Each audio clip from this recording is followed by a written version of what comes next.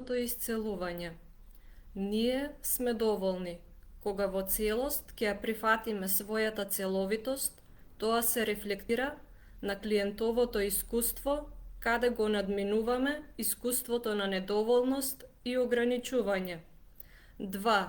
Исцелувањето започнува исклучиво од областа на љубовта, со вклучување на било кој облик на заштита во процесот. За клиентот или практичарот се внесува страв и одвоеност од исцелувањето, кое што ја намалува моќта на љубовта да резонира како единствена доминантна сила во интеракцијата. 3. Ние не го насочуваме исцелувањето, не ги третираме причините или симптомите, не се трудиме да произведеме некаков резултат. 4. Не сме посредници на исцелувањето, дозволуваме директна комуникација помеѓу клиентот и изворот, делувајќи само како катализатор во оваа размена. Повторувам. 2.